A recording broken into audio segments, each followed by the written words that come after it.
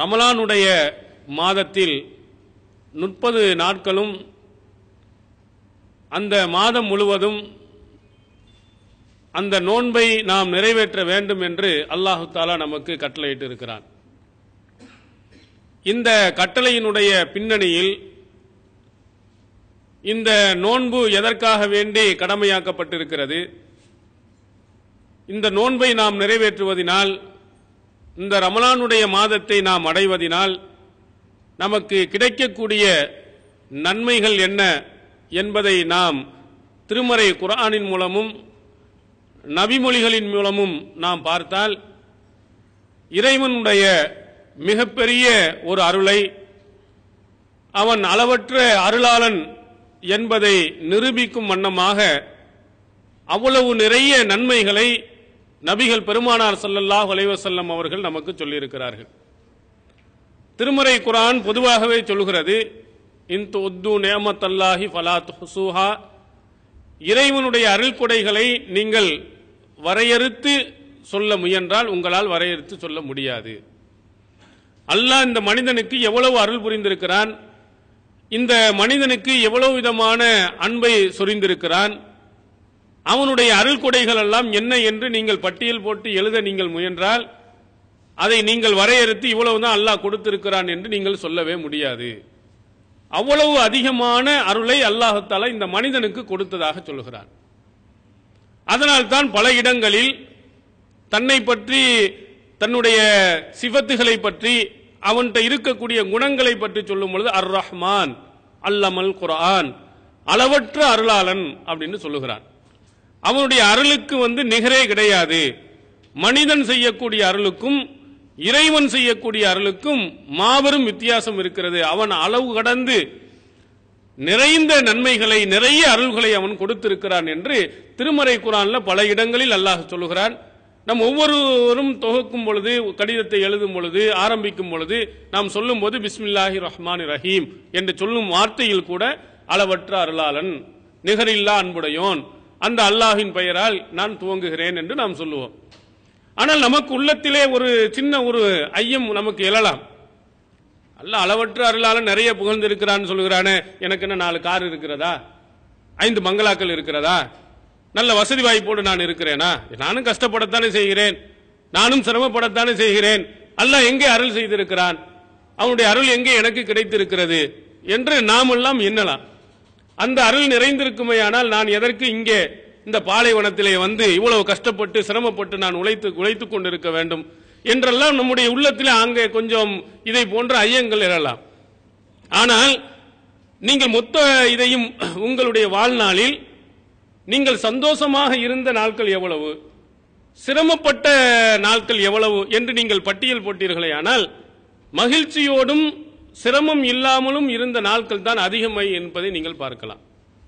இறைவனுடைய அருள் கொடைகள் நிறைய, நீங்கள் அவனுடைய அருளைத்தான் நீங்கள் சுவைத்துக் கொண்டிருக்கிறீர்கள், அவனுடைய அருளில்தான் வாழ்ந்து கொண்டிருக்கிறீர்கள் என்பதை நீங்கள் ஒரு நாளைக்கு எவ்வளவு நம்ம கஷ்டப்பட்டிருக்கோம், எவ்வளவு நம்ம மகிழ்ச்சியா இருந்திருக்கிறோம் பட்டியல் போட்டால் தெரியும்.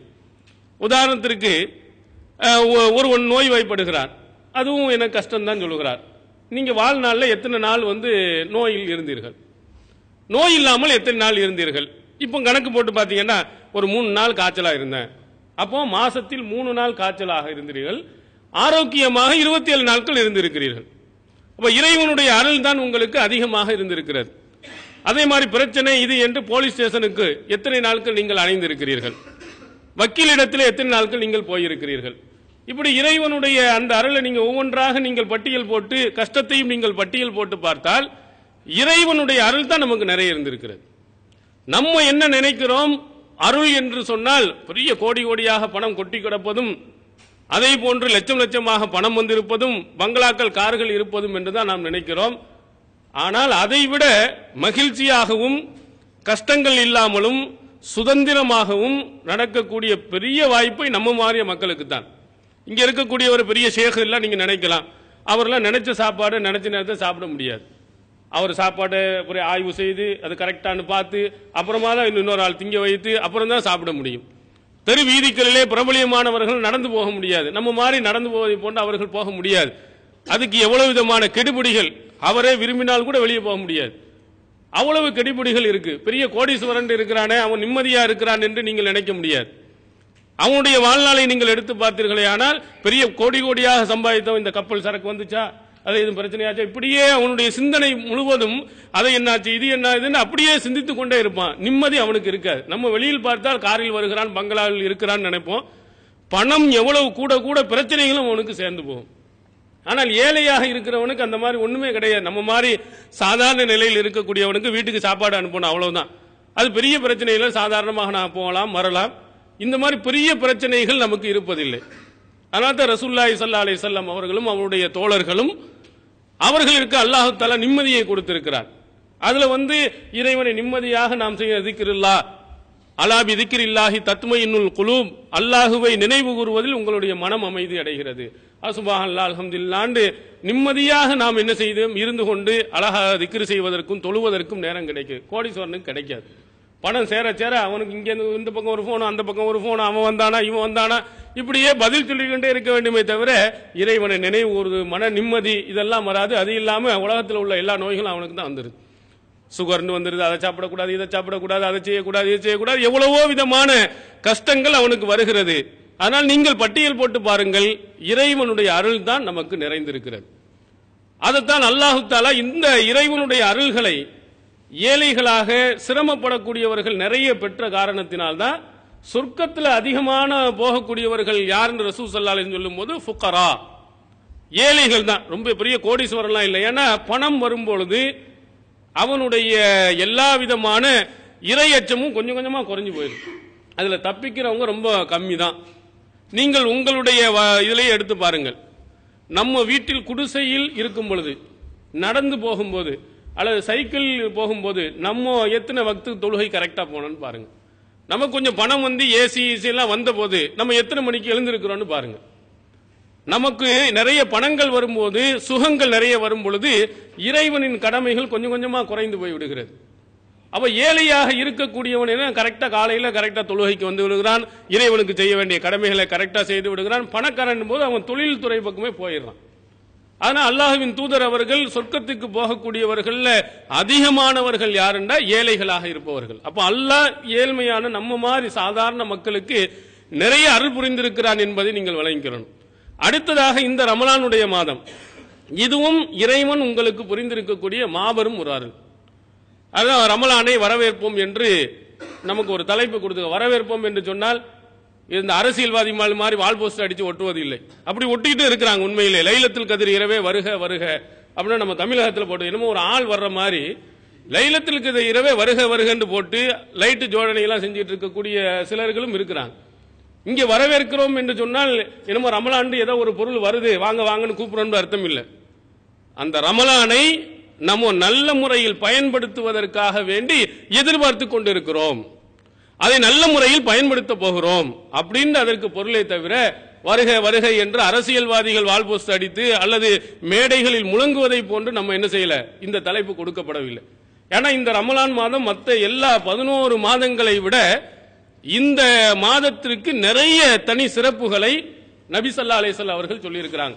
அதுல குறிப்பாக மனிதனை நரகத்தில் கொண்டு போய் சேர்க்கக்கூடிய பாவமான காரியங்களை பூரா அப்படியே வடிச்சு எடுத்து சுத்தமா தூய்மையான மனிதனாக மாற்றுவதற்கு இந்த மாதம் நமக்கு அழகான ஒரு வாய்ப்புள்ள மாதம். அது அல்லாஹ்வின் தூதர் அவர்கள் இதா ஜா ரமலான் ஃபுத்திஹத் அபுவாபுல் ஜன்னா, ரமலான் மாதம் வந்துவிட்டால் ஜன்னத்தின் வாசல்கள் திறக்கப்பட்டு விடுகிறது. ஜன்னத்தின் வாசல்கள் திறக்கப்படுகிறது என்றால் என்ன பொருள்? சஹீஹ் முஸ்லிமுடைய இன்னொரு அறிவிப்பில் தெளிவாகப்படுகிறது, ஃபுத்திஹத் அபுவாபுர் ரஹ்மா, ரஹ்மத்தினுடைய அருள் வாயில்கள் திறக்கப்பட்டு விடுகிறது. ஷைத்தானுக்கு விலங்கிடப்படுகிறது. ஷைத்தானுக்கு விலங்கிடப்படுகிறதா ஷைத்தான் வேலையை நடக்காதுன்னு பொருள் அல்ல. சினிமா தியேட்டர்லாம் இருக்கத்தான் செய்யுது, விபச்சாரங்கள் பல பகுதியில் நடக்கத்தான் செய்யுது, ரமலான் மாதத்தில் இல்லைன்னு இல்லை. இந்த அடிப்படை என்னென்றா இந்த ரமலான் மாதம் வந்துருச்சுன்னு சொன்னா சொர்க்கத்திற்கு போவதற்குரிய வாய்ப்புகள் ரொம்ப எளிமையா சீக்கிரம் போயிடலாம். நீங்க ஷைத்தானுடைய செயல்களில் இருந்து நீங்கள் என்ன செய்யலாம், தப்பித்துக் கொள்வதற்கு நல்ல வாய்ப்புள்ள ஒரு மாதம் இது. மற்ற மாதங்களையும் நீங்கள் இந்த மாதங்களையும் நீங்க பாத்தீங்கன்னா நம்ம பகுதியிலே நீங்க உங்கள இருக்கக்கூடிய ரூம்கள்ல பார்த்தா டே டிவிலாம் அப்படி ரமலான் மாதத்துல என்னடா டிவி பார்த்துட்டு இருக்க அப்படின்னு சொல்லி அதை அடக்கி வைக்கக்கூடிய நிலையை நீங்க பார்க்கலாம். மற்ற நாள்லாம் சினிமா பார்த்துக்கிட்டு இருக்கக்கூடியவர்கள் ரமலான் மாதத்தில் பாருங்க பெரும்பாலும் டிவியெல்லாம் ஓடாது. குர்ஆன் எங்கேயோ ஒரு மூலையில் இருந்ததெல்லாம் எடுத்து வெளியே வச்சுட்டு ஃபஜருக்கு எந்திரிச்சு நம்ம ஓதுறோம். நமக்கு நம்மை அறியாமலேயே இந்த நல்லறங்கள்ல ஈடுபட வேண்டும் என்ற எண்ணம் அங்கே உருவாகிறது. அடுத்த மாதம் எப்படி போறோம்னாலும் இந்த மாதத்தில் நல்லறங்கள் புரிய வேண்டும் என்ற எண்ணம் நம்மை அறியாமல் அல்லாஹ் கொடுத்துறான். அதனால தான் ரசூலுல்லாஹி ஸல்லல்லாஹு அலைஹி வஸல்லம் அவர்கள் ரமலான் மாதம் வந்தா ஜன்னத்துக்கு போவதற்கு எல்லா வழிவகைகளும் இந்த மாதத்தில் அல்லாஹ் கொடுத்துறான். அதுவும் இதை போன்ற வளைகுடா நாடுகளில் அரபு நாடுகளில் தொழுவதற்கு மார்க்கப்படி நம்ம காரியங்களை செய்வதற்கு எல்லா விதமான நல்ல வாய்ப்புகளையும் அல்லாஹ் கொடுத்திருக்கிறான். அந்த அடிப்படையில் இந்த ரமலான் மாதத்தில் நீங்க எப்படி இதை பயன்படுத்திக் கொள்ளணும், இந்த ரமலான் மாதத்தில் என்னென்ன நன்மைகள் இருப்பதாக ரசூல் ஸல்லல்லாஹு அலைஹி வஸல்லம் சொல்லி இருக்கிறாங்க. ரமலான் மாதம் வந்துட்டாலே சொர்க்கத்தின் வாசல்கள் திறக்கப்பட்டு திறந்தே இருக்கு, டக்குன்னு உள்ள போயிடலாம். மூடுன மாதிரி இல்ல, எப்பவுமே கதவை தட்டி உள்ள போகணும்னு இல்ல, அது திறந்த நிலையில் தான் இருக்கு. நீங்க வேகமா எவ்வளவு வேகமா போக முடியுமோ அவ்வளவு வேகமாக உள்ளே போய்க்கிடலாம். அதுல ரசூல் ஸல்லல்லாஹு அலைஹி வஸல்லம் அவர்கள் இந்த ரமலான் மாதத்தில் நடக்கக்கூடிய 3 காரியங்களை சொல்லி, இந்த 3 காரியங்களை செய்தீர்களேயானால் உங்களுடைய முந்திய பாவங்கள், சின்ன பாவங்கள் எல்லாம் மன்னிக்கப்படுது. பொதுவா ஒரு செய்தி சொன்னாங்க, சஹீஹ் முஸ்லிமில் இடம்பெறுகிறது, ரமலானு இலா ரமலான் முகஃபிராத்துன் லிமா பைனஹுன்ன மஜித்தனமல் கபாயிர். பெரும்பாவத்தை நீங்கள் தவிர்ந்திருந்து இந்த ரமலான் மாதத்தில் நோன்பு ஓட்டினீங்கன்னா இந்த ரமலானிலிருந்து அடுத்த ரமலான் வரையிலேயும் வரக்கூடிய சிறுபாவங்களுக்கு இது பரிகாரமாக அமையும்.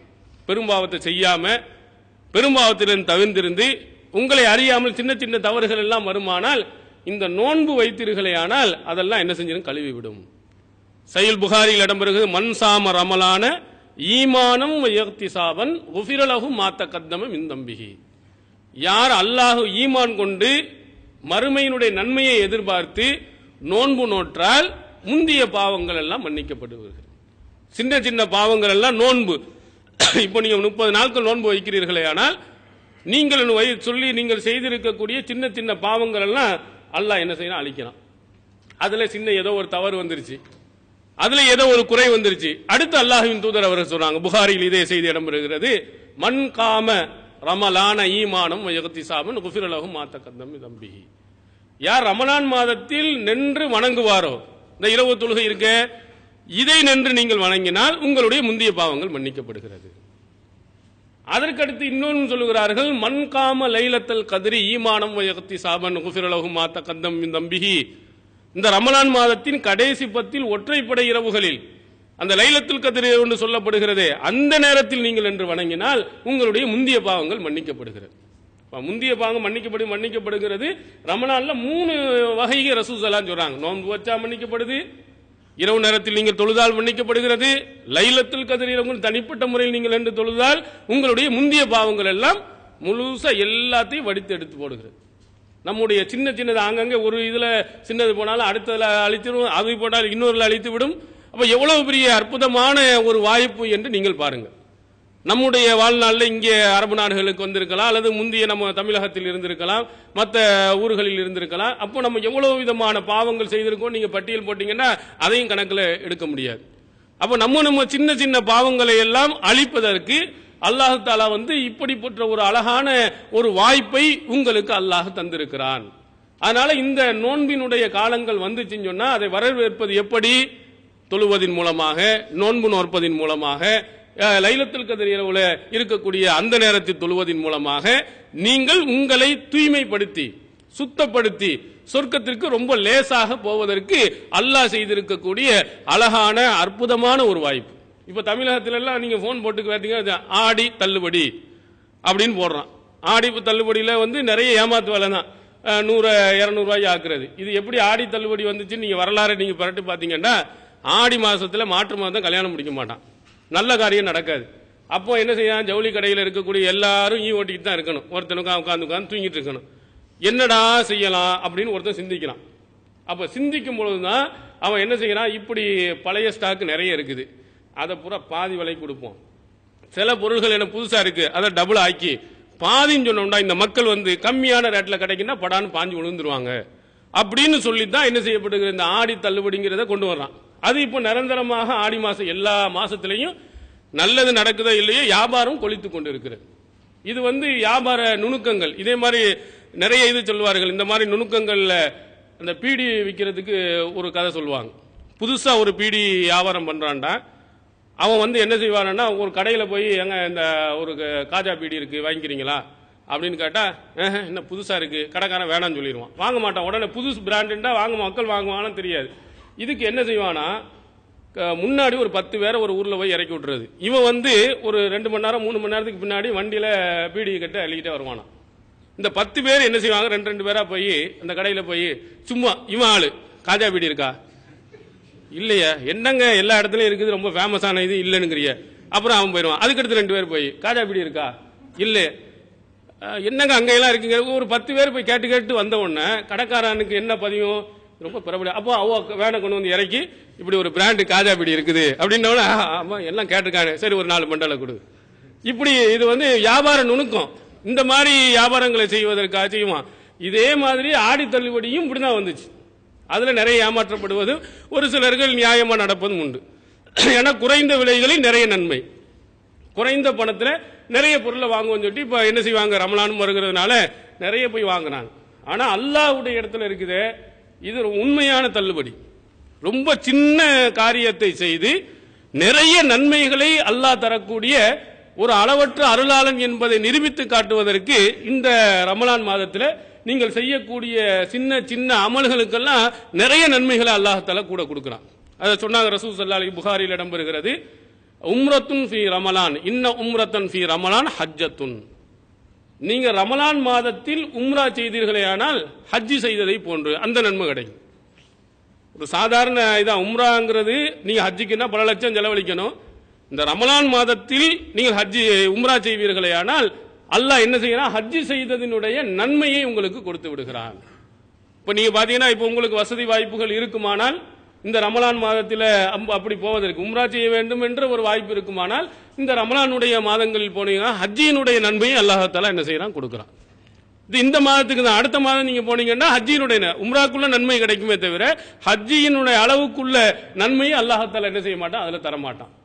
அதே மாதிரி ரசூலுல்லாஹி ஸல்லல்லாஹு அலைஹி வஸல்லம் அவர்கள் இந்த நோன்பை பற்றி சொல்லும் பொழுது அவர்களுடைய வாழ்க்கையில் என்ன செய்து காட்டுறாங்க, அனஸ் ரலியல்லாஹு அன்ஹு அவர்கள் சொல்லுவாங்க, கான அஜ்வதுன் நாஸ், மக்கள்ல குடைவள்ளல் அவர்களை மிஞ்சி யாரும் கிடையாது. பணம் இருந்ததையெல்லாம் எப்படி என்ன வாரி வாரி கொடுத்த வள்ளல் ரசூலுல்லாஹி ஸல்லல்லாஹு அலைஹி வஸல்லம். நீங்க வரலாறை புரட்டி பாருங்கள். அவங்க திருமணம் முடிக்கின்ற பொழுது ஹதீஜா நாயகி, அவங்க பெரிய கோடீஸ்வரி. நீங்க கேள்விப்பட்டீங்க. அது எந்த அளவுக்கு வரலாற்று நூலில் சொல்றாங்கன்னா, மக்காவில் இருக்கக்கூடியவர்களுடைய சொத்துல பாதி அளவு சொத்து அவங்க ஒரு ஆள்கிட்ட இருந்துச்சு. அது எப்படி கணக்கு பண்றாங்கன்னா, ஒட்டகத்துல தான் சரக்குகளை ஏற்றி கொண்டு போவாங்க சிரியாவுக்கு.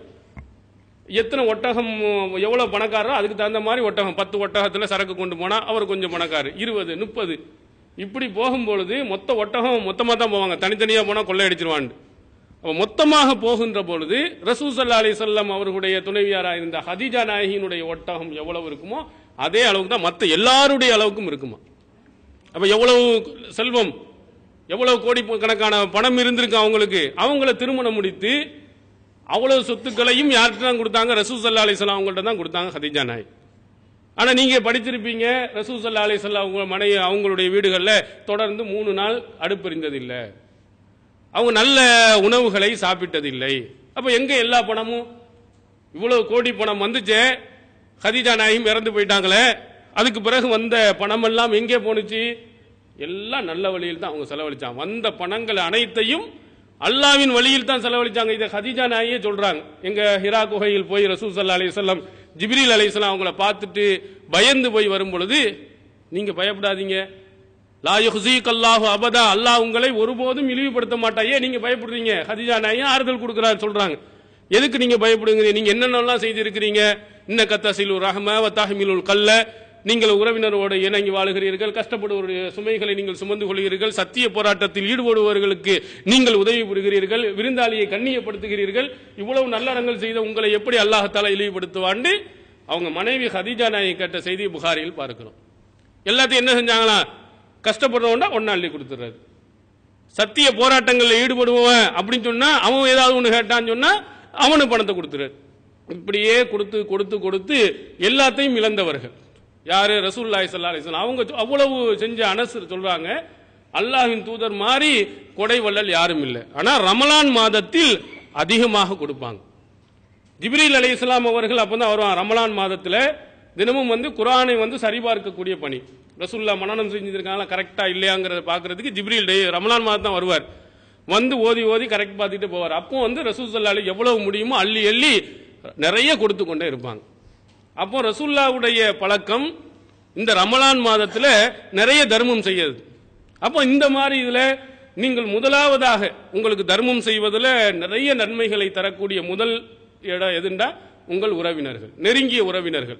உங்க எவ்வளவு பேர் சொந்தக்காரங்க இருக்கிறாங்க, எவ்வளவு கஷ்டப்படுறாங்க. செய்யக்கூடிய பணத்துல நிறைய நன்மையை நமக்கு தரணும்னு சொன்னா ரெண்டு நன்மை கிடைக்குது. ஒன்று அஜ்ருல் கராபா, உறவினர்களை நீங்கள் சேர்த்து இணைக்கி வாழ்ந்தீங்களா அது ஒரு நன்மை. அஜ்ரு சதகா, தர்மம் செய்த நன்மை, டபுள் நன்மை உங்களுக்கு கிடைக்கும். எப்போ உங்க சொந்த பந்தங்களுக்கு, உங்க நெருங்கிய உறவினர்களுக்கு இந்த ரமலான் மாதத்துல நம்ம சகோதரி கஷ்டப்படுகிறா, எங்க மாமி கஷ்டப்படுறாங்க, எங்க சின்னம்மா கஷ்டப்படுறாங்க, நம்மளால இந்த தடவை எதையாவது என்ன செய்யணும், நம்ம கொடுக்கணும், நம்ம பணத்திலேருந்து கொடுக்கணும். நீங்க கொடுத்தீங்கன்னா அல்லாஹ் தஆலா அதுக்கு டபுள் மடங்கு நன்மையை கொடுக்குறான். அதே மாதிரி நன்மையான காரியங்கள், போராட்டங்கள், இவைகளுக்கெல்லாம் நடக்கக்கூடிய காரியங்கள் அடுத்து முதல்ல உறவினர்கள், அதற்கு பிறகு என்னென்ன நன்மையான காரியங்கள் இருக்கோ அதுக்கெல்லாம் இந்த ரமலான் மாதத்தில் நீங்க அள்ளி அள்ளி கொடுத்துக்கிட்டே இருங்க. எவ்வளவு முடியுமோ உங்களுக்கு, உங்களால எந்த அளவுக்கு நன்மைகளை வாங்க முடியுமோ அந்த அளவுக்கு. ரசூல் ஸல்லல்லாஹு அலைஹி வஸல்லம் அவர்கள் அள்ளி அள்ளி கொடுத்தாங்க. ஆனா ரமலான் மாதம் வந்துவிட்டது என்று சொன்னால் தர்மத்தை அவர்கள் அளவுக்கு கொடுப்பதற்கு யாரும் இல்லை. அவ்வளவு தர்மங்களை அள்ளி கொடுத்த செய்தியை புகாரியில் நாம் பார்க்கிறோம். அதனால இந்த ரமலான் மாதத்தில் வணக்க வழிபாடுகளில் ஈடுபடுவது ஒன்று, தான தர்மங்கள் அதிகமாக நீங்கள் கொடுப்பது இன்னொன்று. அப்ப இந்த மாதிரி தான தர்மங்களை அதிகமாக செய்யக்கூடிய பணிகளை நம்ம என்ன செய்யணும், அது ₹1 இருக்கட்டும் அல்லது ₹1000 இருக்கட்டும். நீங்க நினைக்கக்கூடாது 100 ரூபாய் கொடுக்கணும், 100 திர்ஹம் கொடுத்தாதான் பெருசு. 1 திர்ஹம் கொடுத்தாலும் சரி, ₹1 நீங்கள் கொடுத்தாலும் சரி, உங்க இறையச்சத்தை அல்லாஹ் பார்க்கிறான். அதை நிறைய அள்ளி கொடுப்பான். ரசூல் ஸல்லல்லாஹு அலைஹி வஸல்லம் அவர்கள் சொல்கிறார்கள், சஹீஹ் புகாரியில் இடம்பெறுகிறது, தர்மத்த பி அத்லி தம்ரத்தின் மின் கஸ்பின் தய்யிபின், தூய்மையான சம்பாத்தியத்தில் ஒரு பேரித்தம்பழம் அளவுக்கு உள்ள தர்மத்தை செய்கிறார். ஒரு பேரித்தம்பழம் எவ்வளவு, நம்ம ஊர் காசுக்கு 50 பைசாவோட இருக்கு. இங்க ஃப்ரீயாவே நீங்க சாப்பிட்டு இருக்கிறீங்க. என்ன ஒரு பேரித்தம்பழத்தை ஒரு 50 பைசா அளவுக்கு நீங்க தர்மம் செய்கிறீர்கள். அந்த தர்மம் எப்படி, அந்த பணம் எங்க வந்துச்சு, அடுத்தவன திருடல, ஏமாத்தல, உண்மையிலேயே இந்த பாலைவனத்தில் இந்த வெயில நின்று கஷ்டப்பட்டு அந்த ₹1 நீங்கள் கொடுத்தாலும் கூட அல்லாஹ் என்ன செய்கிறான், அதை தனது வலது கரத்தால் வாங்குகிறான். அவன் தூய்மையானதை தவிர எதையும் வாங்க மாட்டான். நீங்க அடுத்தவன்ட்ட திருடி, அடுத்தவன்ட்ட ஏமாத்தி அதை நீங்க ₹1,00,000 இருந்தாலும் ஒரு நன்மையும் கிடையாது. கஷ்டப்பட்டு, உண்மையிலேயே கஷ்டப்பட்டு நீங்க ₹1 பேரித்தம்பழம் அளவுக்கு நீங்க கொடுத்தா அதை அல்லாஹ் வாங்கி வலது கையால் வாங்குகிறான். வாங்கி எப்படி வளர்க்கிறானா, இந்த குதிரை குட்டி, அந்த காலத்தில் குதிரை ரொம்ப ஃபேமஸா இருக்கு. குதிரை கிடைக்க, ஒட்டகம் தான் இங்க நிறைய இருக்கும். ஒரு குதிரை குட்டியை ஒரு அரபியை வாங்கினான்னு சொன்னா எவ்வளவு அழகா அன்போடும் பாசத்தோடு வளர்ப்பானோ அதே மாதிரி அல்லாஹ் தஆலா உங்கள்கிட்ட வாங்கின அந்த ₹1 தர்மத்தை, ஒரு பேரித்தம்பழம் ரூபாய் அளவுக்கு உள்ள தர்மத்தை வளர்க்கிறானா எவ்வளவு மிஸ்லுல் ஜபல், ஒரு பெரிய மலையளவுக்கு வந்துருமா. மறுமையில் நாம போய் பார்க்கும் பொழுது இவ்வளோ நன்மையை செய்ததாக அல்லாஹ் தஆலா உங்களுக்கு கொடுக்க போறான். நீங்க செஞ்சது மலை அளவுக்கு இல்லை. நம்மளே பரதேசியா இருந்தோம், நம்ம உடுத்துறதுக்கு துணி இல்லாம இருந்தோம், சாப்பிடறதுக்கு வழி இல்லாம இருந்தோம். இவ்வளவு நன்மையா நீங்க அதிர்ந்து போகும் அளவுக்கு ஏன் நீங்க செஞ்ச ₹1 மன தூய்மையோடு செய்த, உண்மையிலேயே கஷ்டப்பட்டு அடுத்தவனுடைய பணத்தை திருடாமல் தூய்மையான சம்பாத்தியத்தில் நீங்கள் செய்த அந்த பணத்துக்கு கூட அவ்வளவு இருக்கிறது. அதனால நம்ம என்ன செய்ய நினைக்க வேண்டியது இல்லை, இவ்வளவு அள்ளி அள்ளி கொட்டணும்லாம் இல்லை. மன தூய்மையோடு நீங்கள் செய்யுங்கள், இஹ்லாஸோடு நீங்கள் செய்யுங்கள், தூய்மையான அடிப்படையில் நீங்கள் தர்மம் செய்யுங்கள். அது அல்லாஹ்விடத்தில் நிறைய நன்மையை பெற்றுத்தரும். பணம் என்று சொன்னால் நிறைய இருக்க வேண்டும், நிறைய கொட்டி கடக்க வேண்டும் அப்படின்னு என்பதல்ல. நீங்கள் கொடுக்கக்கூடிய ₹1 கூட ₹1 கோடி அளவு கூட அல்லாஹ் நன்மையை தருவான். அல்லாஹ்வின் தூதருடைய காலங்களில் சம்பாத்தியத்தில் நன்மையை பெற்று வருவதில் அவர்களை மிஞ்சக்கூடியவர்கள் யாரும் இல்லை. இஹ்லாஸில் அதான் ரசூல் ஸல்லல்லாஹு அலைஹி வஸல்லம் சொல்கிறார்கள், என்னுடைய தோழர்கள் அவங்க ஒரு கை முந்தளவு நசீபகு அல்ல, அதுல பாதி ஒரு கையில் அள்ளி கொடுத்த அளவுக்கு கூட நீங்கள் உஹது மலை அளவிற்கு தங்கத்தை நீங்க கொடுத்தா கூட நிகராகாதுன்னு சொன்னாங்க. ஏன்னா அவர்கள் அவ்வளவு தூய்மையான ஒரு கஷ்டப்பட்டு அவர்கள் கொடுத்தார்கள். எப்படி, ரசூல் ஸல்லல்லாஹு அலைஹி வஸல்லம் காலத்தில் நடந்த ஒரு சம்பவம் சஹீஹ் புகாரியில் இடம்பெறுகிறது. ரசூலுல்லாஹ் இந்த மாதிரி கஷ்டப்படக்கூடிய ஒரு சூழ்நிலை ஏற்படுமானால் உடனே தர்மம் செய்யுங்கன்னு சொல்லுவாங்க. தர்மம் செய்யுங்கள் சொல்லி இதா அமரனா பி சதகா இன் தலகா அஹதுனா இல சூக். அல்லாஹ்வின் தூதர் அவர்கள் எங்களுக்கு தர்மம் செய்ய கட்டளையிட்டால் உடனே கடை வீதிக்கு போயிடுவோம். ஏன் இல்ல உங்கள்கிட்ட பணம் கொடுப்பதற்கு ஒரு ரூபாய் கூட இல்லை. இல்லை என்று சொன்ன உடனே சரி ஒண்ணுமே நம்மள்ட்ட தான் இல்லைன்னு வீட்டில் போய் படுத்துக்கிறல.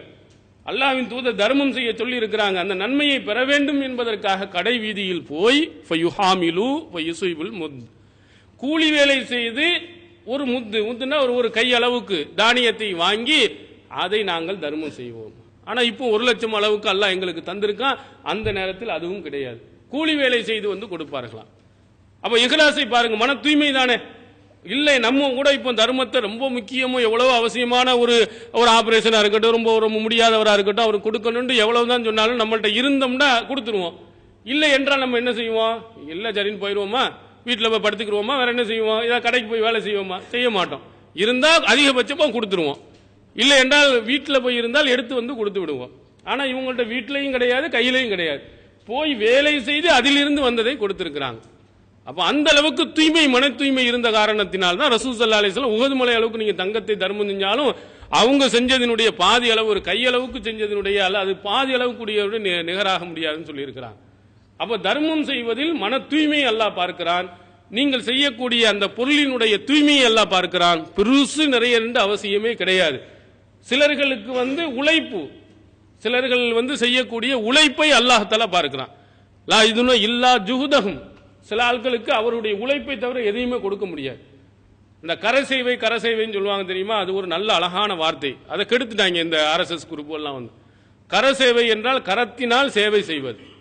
அவன் பள்ளியாசலை உடைப்பதற்கு பள்ளி இருக்கிறது, இதே மாதிரி நம்ம ஊர்களில் பள்ளி இருக்கிறது, என்கிட்ட ஒரு பணமும் இல்லை, வெள்ளை அடிக்க வேண்டும், எனக்கு தெரியும் சொன்னா வெள்ளை இதை வாங்கி கொடுத்தா நான் அடிச்சு கொடுக்கிறது. தூய்மைப்படுத்துவது, பள்ளியாசலை கூட்டுவது, அதே மாதிரி இருக்கக்கூடிய சுத்தம் பண்ணுவது, இந்த மாதிரி வேலையெல்லாம் கரத்தினால் செய்யக்கூடிய சேவை. இந்த மாதிரி கர சேவைகள் செய்யக்கூடியவர்கள் ரசூலுல்லாஹ் காலத்தில், ஏன்னா பணம் நிறைய இல்லாதனால உழைப்பை அவர்கள் தானமாக கொடுத்தவர்கள். இதையெல்லாம் கேலி கிண்டல் பண்ணா யாரு? முனாஃபிக்குங்க கேலி கிண்டல் பண்ணிடலாம். அதே மாதிரி நம்மள்கிட்ட பணம் இல்லையானால் உழைப்பை கொடுக்கலாம். இப்போ உதாரணத்திற்கு ஃபித்ரா இருக்கிறது, ஃபித்ராக்கு எல்லாம் என்ன செய்வாங்க, நீங்கள் எல்லாம் கொடுப்பீர்கள், உங்களுடைய பணங்கள் வசூல் செய்யப்பட்டு ஏழைகளுக்கு லட்சமாக அவர்கள் அரிசிகள் அவங்களுக்கு தேவையான பொருள்கள் எல்லாம் வருடம் கொடுக்கப்படுகிறது. இது எல்லாம் உங்கள் போன்றவர்கள்ட்ட வசூல் பண்றோம். நீங்க ஒண்ணுதான் கொடுத்தீங்கன்னா நீங்க உங்களுக்கு தெரிஞ்ச 10 பேரிடத்தில் நீங்கள் வசூல் பண்ணி நீங்கள் கொடுத்தீர்களே, ஆனால் அதற்கு அல்லாஹ் கூலியை கொடுக்க போகிறான். உங்கள்கிட்ட இல்ல, உண்மையிலே உங்களுக்கு கொடுக்க முடியாதுன்னா கொடுக்காம இருக்கலாம். ஆனா ஒரு 10 பேர் தெரிந்தவர் கொடுக்கக்கூடிய வாய்ப்பாக இருந்தால் அதை போய் நீங்க வாங்கி நீங்கள் கொடுத்தீர்களே, ஆனால் உங்களுக்கு அந்த நன்மை. எப்படி நபித்தோழர்களுடைய காலங்களில் உழைப்பை கொடுத்தார்களோ அதே மாதிரி நீங்க உழைப்பை கொடுக்கலாம், பணத்தை கொடுக்கலாம், அல்லது பணத்தையும் உழைப்பையும் நீங்கள் சேர்த்து என்ன செய்யலாம், கொடுக்கலாம்.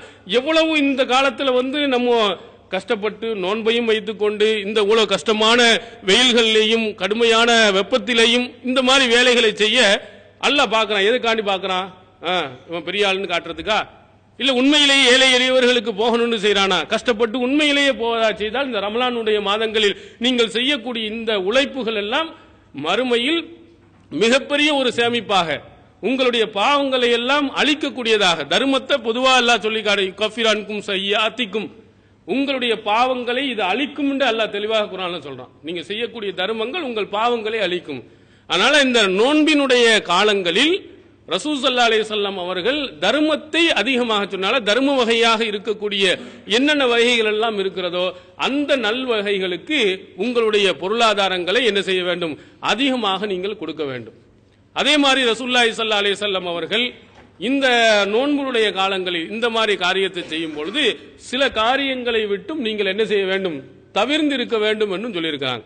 நன்மையையும் செய்யணும், தீமையில் இருந்தும் தவிர்ந்து கொள்ளணும். இந்த நம்ம செய்த நன்மைகளை எல்லாம் அழிக்கிற மாதிரி காரியங்கள்ல போயிடக்கூடாது.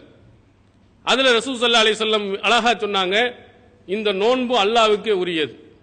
இது அல்லாஹ்வே ரொம்ப பொருந்தி ரொம்ப சந்தோஷப்பட்டு அவனுடைய அமல்களை நிறைய எடுத்துக் கொள்கிறான். அதுக்கு உதாரணமா ஹலூஃப் ஃபமிஸ் சாயிமி இந்தல்லாஹி ரீஹில் மிஸ், இந்த மனிதனுடைய நோன்பு இப்ப இந்த காரணத்தினால வாயில் இருந்து வரக்கூடிய துர்வாடை பார்த்தா நம்ம எங்கேயோ ஓடி போயிருவோம். அது அல்லாஹ் எப்படி விரும்புகிறான்னா, கஸ்தூரி மனத்தை விட அதிகமாக நேசிக்கிறானா, ரொம்ப நல்ல வாடையாக எடுத்துக்கொள்கிறானா. ஒரு நீங்க அல்லாஹ்வுக்காண்டி வைத்த இந்த நோன்பு அல்லாவுக்காக வைத்த இந்த நோன்பின் காரணத்தினால் ஒரு துர்வாடை வருமானால் அது கஸ்தூரியை விட சிறந்த, உலகத்திலே ரொம்ப சிறந்த ஒரு வாடை எதுண்டா கஸ்தூரியை தான் சொல்லுவாங்க.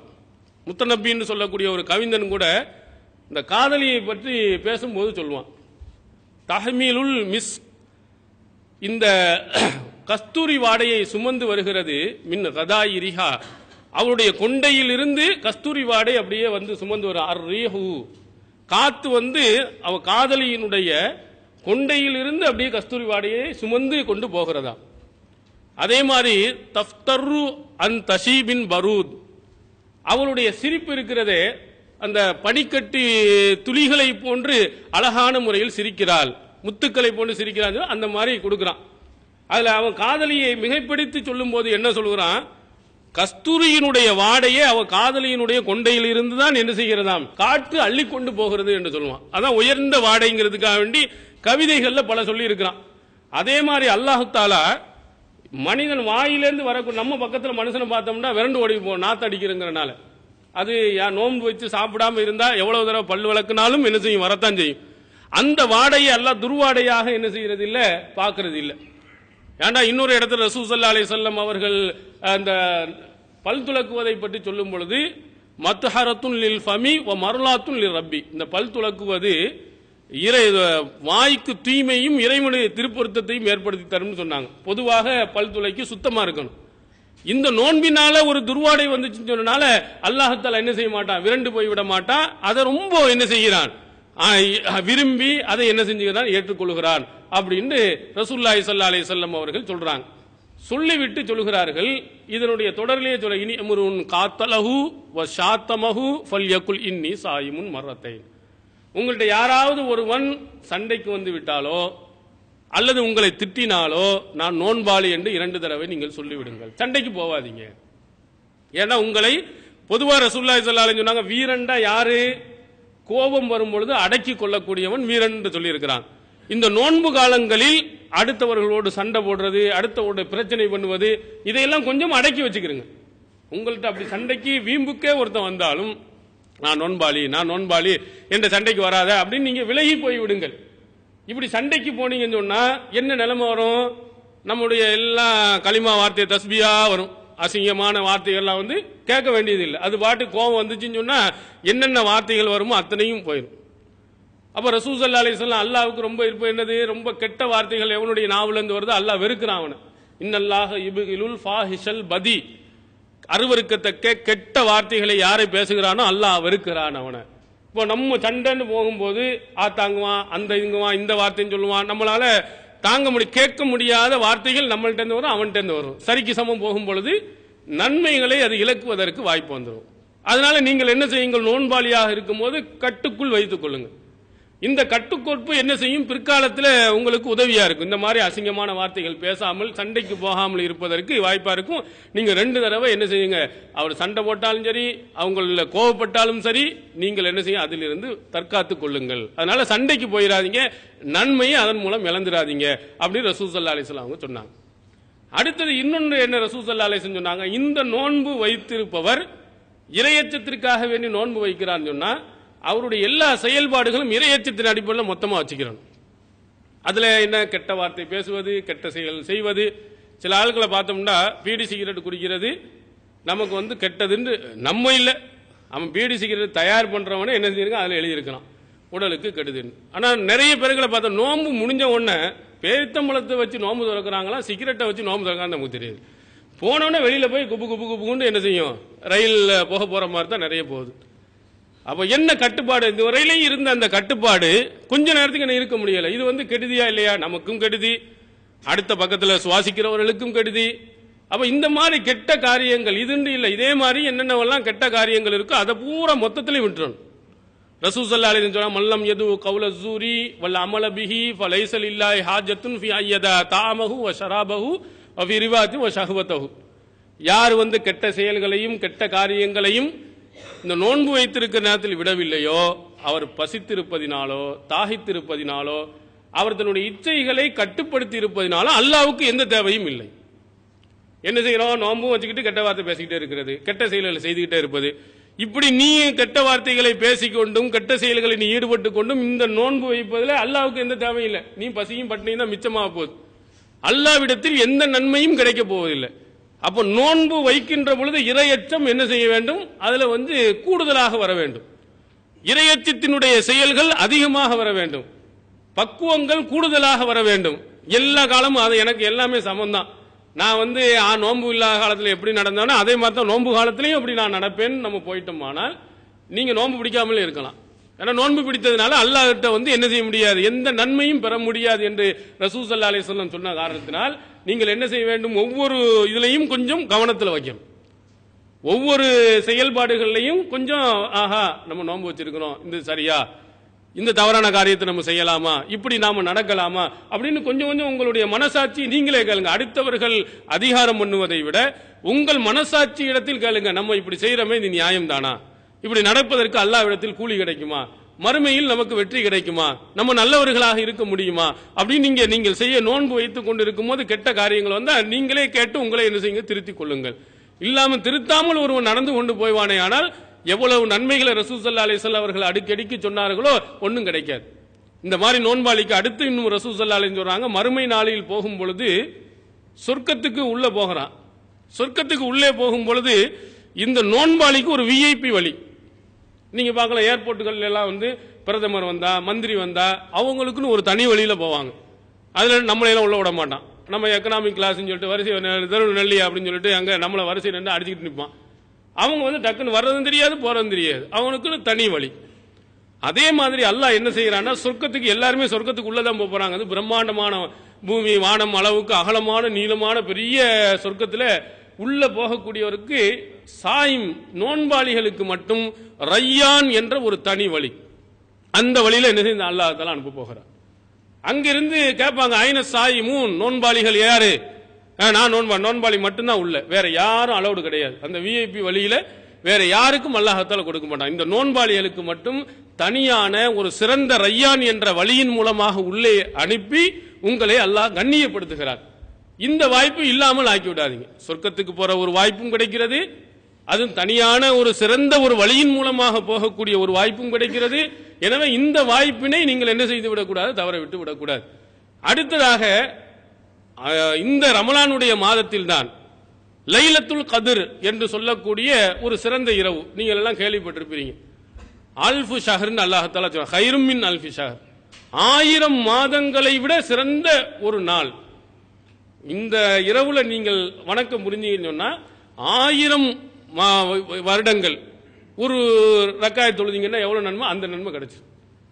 அதை ரசூலுல்லாஹி ஸல்லல்லாஹு அலைஹி வஸல்லம் எந்த நாளுங்கிறதையும் உங்களுக்கு சொல்லிட்டாங்க. 30 நாளும் கூட செய்ய சொல்லல.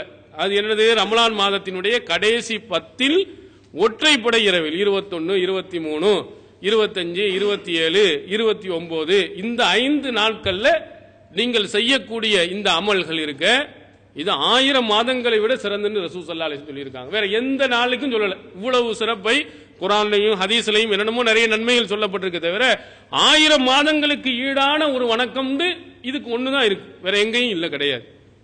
அப்ப இந்த வணக்கத்தின் நன்மை உங்களுக்கு இந்த ரமலான் மாதங்களில் நீங்கள் நல்ல அறங்களை நீங்கள் செய்து கொண்டு போனீங்கன்னா அவ்வளவு நன்மைகளையும் பெறலாம். அதனால தான் ரசூல் ஸல்லல்லாஹு அலைஹி வஸல்லம் கடைசி 10 வந்து விட்டால் சத்தல் மிஸர கையில இறுக்கி கட்டிக்கிடுவாங்க. வாஹியல் லைல இரவை உயிர்ப்பித்து விடுவார்கள். வாயி கலல அஹ்லஹு தன்னுடைய குடும்பத்தினர்களையும் எழுப்பி விட்டுருவாங்க. அவங்க என்ன செய்வாங்க, இருக்கு கட்டுவாங்கன்னா அது இலக்கியமா சொல்லப்படுது.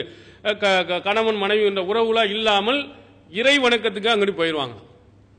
இரவு முழுவதும் வணங்கிட்டு இருப்பாங்க. அந்த லைலத்துல் கத்ர் இரவுண்டு இரவு முழுவதும். ஆனா தமிழ்நாட்டில் நீங்க பாத்தீங்கன்னா லைலத்துல் கத்ர் 27 இவங்கெல்லாம் முடிவு பண்ணி, ஆனா அதுலயாவது வணக்கம் பண்றாங்களான்னு பார்த்தா பூரா கடைகள்ல பூரா ஜோடனை, அதே மாதிரி ஸ்வீட் கடைகள் பூரா தெரு தெருவா பலூனு புது துணிமணிகள் எல்லாம் ஊரத்தான் சுத்திக்கிட்டே இருக்கிறான். எல்லாரும் பள்ளியாசல்ல ஒரு வயசான ஆளுக்கு உட்கார்ந்துக்கிட்டு என்ன செய்ய ஏதாவது ஒன்று ஓதிக்கிட்டு இருக்கிறது. என்ன 4 பேரு 5 பேரு, மற்ற ஆளுக்க பூரா எங்கடா போனீங்கன்னு பார்த்தா கடை வீதியா சுத்தி சுத்தி சுத்தி வந்துகிட்டே இருக்கிறது. அந்த 27 கூட இருக்கலாம், அதுல யாரும் இபாதத் செய்யறாங்கன்னா இல்ல. சில இடங்கள்ல சபீனா தொழுகைன்னு ஒன்று வச்சிருக்கிறான். நீங்க வேலூர் இதுல பார்க்கலாம். சபீனா தொழுகைன்னா என்னது? அந்த 20 ரக்காயத்துல முழு குர்ஆனையும் ஓதி முடிக்கிறது முடியுமா? காலையிலேருந்து என்னத்தை ஓதுறான்னு நமக்கே தெரியாது, அவ்வளவு ஸ்பீடா ஓதா தான் முடியும். நீங்க முழு குர்ஆனையும் அலிஃப்லாம் அல்ஹம்துலில்லாஹ் அலிஃப்லாம் மீம்ல இருந்து நாஸ் வரையிலையும் ஓதுறண்டா 20 ரக்காயத்து சாத்தியமா?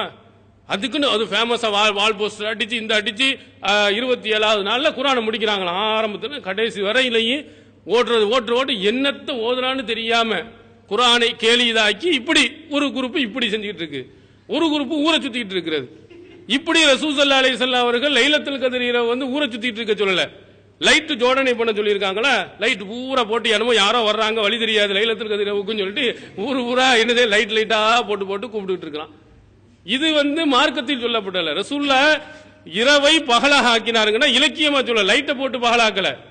அவங்க பகல்ல எப்படி விழித்திருப்பார்களோ அதே மாதிரி இரவில் விழித்திருந்து வணக்கங்களில் ஈடுபட்டாங்க, குடும்பத்தினரையும் எழுப்பி விட்டார்கள். அதே மாதிரி நம்ம லைலத்துல் கத்ர் இரவு வந்துச்சுன்னு சொன்னா நீங்கள் இங்க வந்து தொழுவது போன்று உங்க குடும்பத்தினருக்கும் போன் போட்டு சொல்லுங்க, கடைசி 10 வந்துருச்சு, நல்லறங்கள் நிறைய செய்யணும், வெளியில எல்லாம் சுத்திட்டு இருக்காம தொழுகையில வணக்க வழிபாடுகள்ல இபாதத்துகள்ல அதிகமா ஈடுபடுங்கள். நீங்க என்ன செய்யணும், உங்க குடும்பத்தினரையும் என்ன செய்யுங்க, அதுக்கு உங்க மனைவி இருந்தா, உங்க சகோதரி இருந்தா, உங்க அம்மா இருந்தா அவங்களெல்லாம் நல்லறங்களுக்கு கொண்டு போவதற்கு உள்ள வாய்ப்புகள் இந்த கடைசி 10ல ஒற்றைப்படையில் இருக்குது. அதுக்கு நீங்கள் இங்கிருந்தே என்ன செய்ய வேண்டும், அவர்களை கொஞ்சம் தூண்டிவிட்டு அவர்களுக்கு புத்துணர்ச்சி ஏற்படுத்தி நன்மைகளை பெறுவதற்கு இந்த கடைசி 10ல வந்து அதிகமாக நீ என்ன செய்ய இது பண்ணணும். அதை விட இவ்வளவு நன்மைகள் நம்ம சொன்னோமே ரமலான் மாதத்தில் கிடைக்கக்கூடிய ஒவ்வொரு நன்மைகளை பற்றி, இது அத்தனைக்கும் ஒட்டுமொத்த காரணம் என்ன யாருக்கு தெரியுமா? முழு குர்ஆன் இவ்வளவு நன்மையும் நமக்கு ஏன் கிடைச்சு? குர்ஆன் இந்த மாதத்தில் இறங்குனதுதான் அடிப்படை காரணமே. அல்ல ஷஹ்ரு ரமலான் அல்லதி உன்சில ஃபீஹில் குர்ஆன் ஹுதல் லின்னாஸி வ பய்யினாத்தி மினல் ஹுதா வல் ஃபுர்கான் ஃபமன் ஷஹித மின்கும் ஸஹர ஃபல்யஸும். ரமலான் மாதம் எத்தகையது என்று சொன்னால் அந்த மாதத்தில் தான் குர்ஆன் இறக்கப்பட்டது. அது நேரான வழியை காட்டுகிறது, அதையும் மிக தெளிவாக காட்டுகிறது. யார் இம்மாதத்தை அடைகிறாரோ அவர் நோன்பு நோற்கட்டும். இவ்வளவு நன்மையை நான் தந்ததுக்காகத்தான், என்ன இந்த மிகப்பெரிய சிறப்பை குர்ஆனை உங்களுக்கு கொடுத்ததற்காகத்தான் அல்லாஹ் என்ன சொல்லுகிறான், அந்த மாதத்தில் நீ நோன்பு நோறு. நான் இவ்வளவு தந்திருக்கனா இல்லையா, இவ்வளவு நன்மைகளை பெறக்கூடிய தந்திருக்கனா இல்லையா, உன் பாவத்தையெல்லாம் அழிப்பதற்குரிய நன்மை தந்து 1000 மாதங்களை சிறந்த இரவை நான் தந்திருக்கனா இல்லையா, அதற்காக நீ நோன்பு நோருங்கிறான். அப்ப இந்த இதை விட மிகச்சிறந்த ஒன்றாக எதை சொல்கிறான்னா திருமறை குர்ஆனை தான் சொல்றான். ஏன்னா அந்த குர்ஆன் தான் நமக்கு சொர்க்கத்தினுடைய வழியை காட்டுகிறது. அல்லாஹ்வின் தூதர் அவர்கள் ரொம்ப தெளிவா சொன்னாங்க, அல் குர்ஆனு ஹுஜ்ஜத்துன் லக அவ் அலைக. சஹீஹ் முஸ்லிமில் இடம்பெறுகிறது, இந்த குர்ஆன் உங்களுக்கு சாதகமாக இருக்கும் அல்லது பாதகமாக இருக்கும். மறுமையில உங்க குர்ஆன் ஒண்ணு என்ன சொல்லணும், யா அல்லாஹ் இவன் நல்லா குர்ஆனை ஓதுனா அதன்படி நடந்தாலும் சொர்க்கத்துக்கு அனுப்பும், இல்லை என்றால் எதிராக வந்து சொல்லணும். எங்க குர்ஆனை வந்து என்ன செய்யல படிக்கிறதும் கிடையாது, அப்படி படிச்சாலும் கூட இதுபடி பின்பற்றுவதும் கிடையாது, இறந்தவங்களுக்கு 1ஆம் பாத்தியா 7ஆம் பாத்தியா தான் ஓதிட்டு இருந்தா படிக்கல இவன் நரகத்துக்கு அனுப்புன்னு சொல்லிடும். ரெண்டில் ஏதாவது ஒன்று தான் செய்யாது. ஆனால் நம்முடைய நிலைமை என்ன கொஞ்சம் எண்ணி பாருங்க. முஸ்லிம்கள் வெளியில பேசும்பொழுது என்ன சொல்றோம், உலக பொதுமறை திருமறை குர்ஆன் அப்படின்னு சொல்லிட்டு உலக வழிகாட்டி அப்படின்னு உலகம் பூரா நம்ம பெருசா பேசிக்கிறோம்.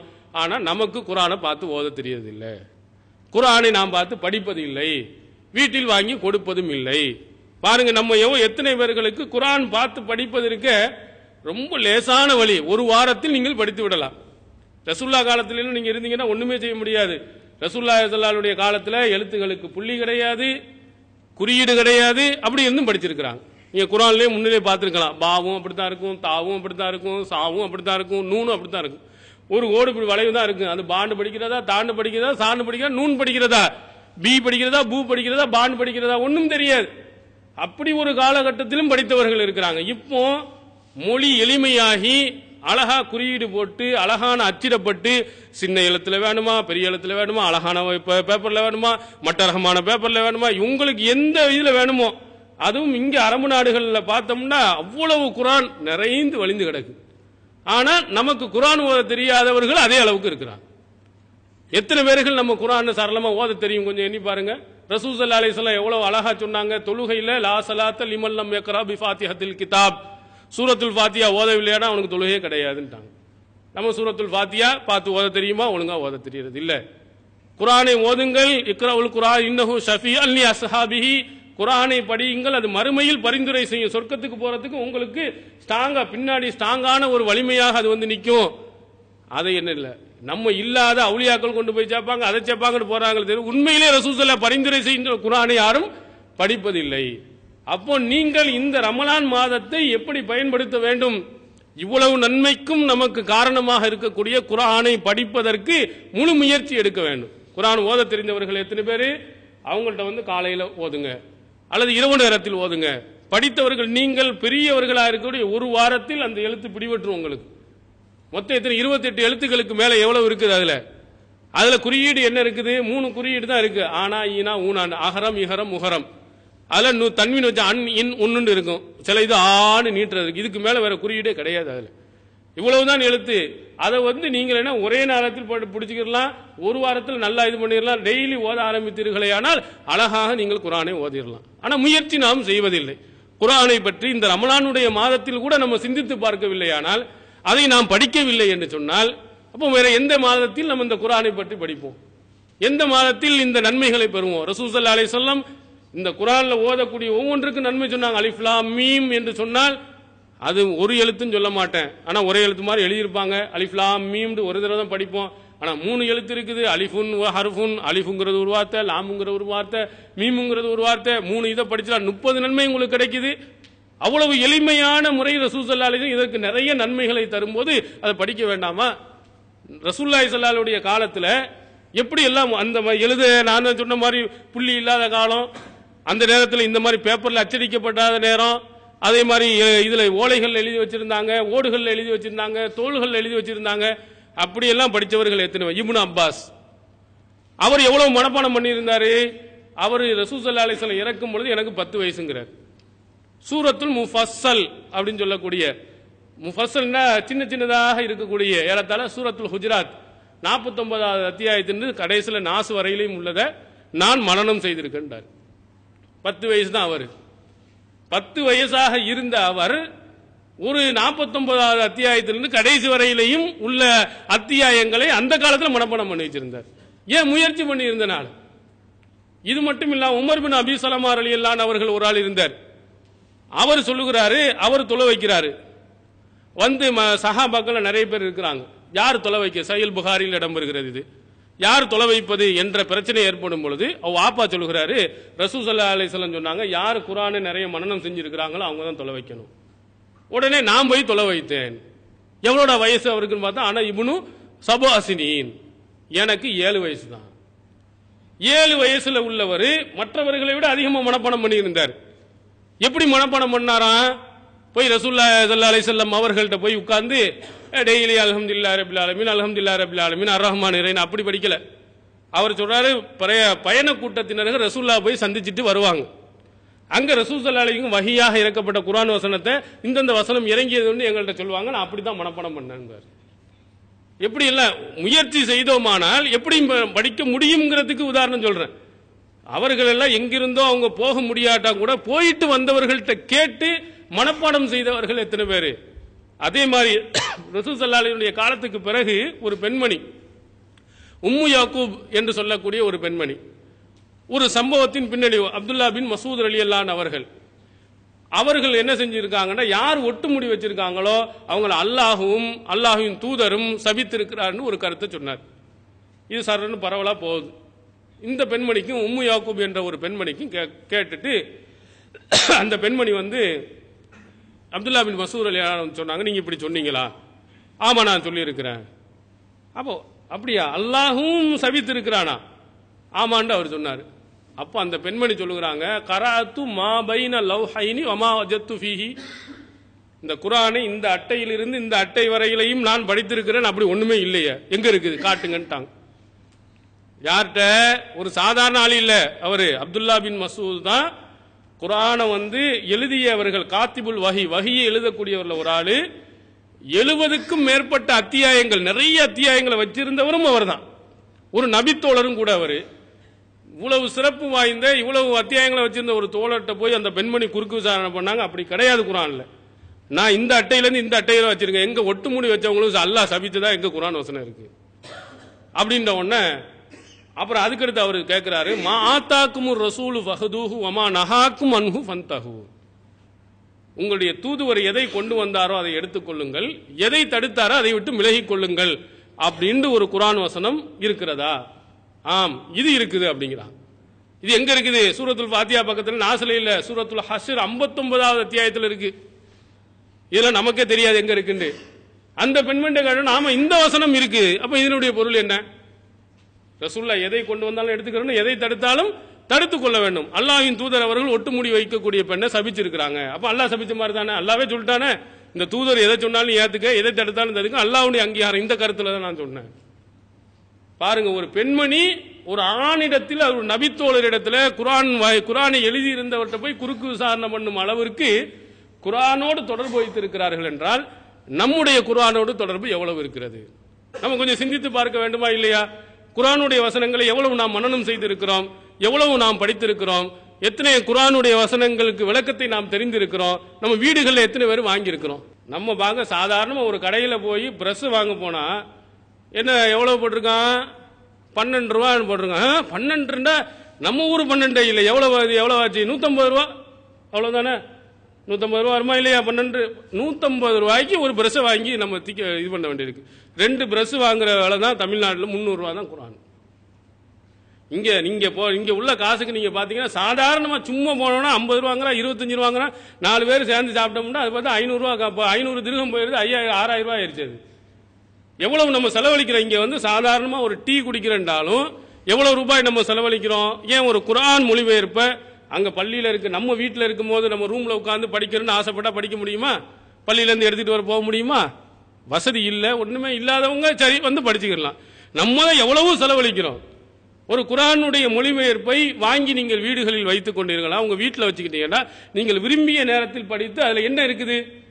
இறைவனுடைய வார்த்தைகள் தான் இருக்கு, அவனுடைய கட்டளைகள் தான் இருக்கு. நீங்கள் படித்து அதை குர்ஆனை ஓதும் போது மன திருப்தியை நீங்கள் அடையலாம், சட்டத்தை தெரிந்து கொள்ளலாம். யாரும் என்ன செய்யலாம்? குர்ஆனுடைய மொழிபெயர்ப்பு கூட வாங்குறது இல்லை. சும்மா இலவசமா வருதுன்னு வெறும் குர்ஆனை வாங்கி வேண்டுமானால் நம்ம என்ன செய்யலாம்? அடுக்கி வைத்திருக்கலாமே தவிர மொழிபெயர்ப்போட நம்ம படித்து உணர்ந்தனும் நம்மளும் வாங்கியிருக்கணும், நம்முடைய குடும்பத்தினர்களுக்கும் வாங்கி கொடுத்து படிக்க வைக்கணும். வாங்கி கொடுக்கிறது மட்டும் இல்லை, வாங்கி வீட்டில் அடுக்கி வைக்கிறது இல்லை. தினமும் படித்தீங்களான்னு நீங்க கேளுங்க. நீங்க கேட்க கேள்வி ஆரம்பிச்சிட்டீங்கன்னா உங்க மனைவி, உங்க சகோதரி நீங்க படிச்சீங்களான்னு உங்களை திருப்பி கேட்பாங்க. அப்போ 2 பேருமே போட்டி போடுகின்ற பொழுது நீங்களும் தினமும் காலையில் குர்ஆன் வசனங்களை ஓதுவது, அவங்களும் ஓதுவதற்கு வாய்ப்பா இருக்கும்.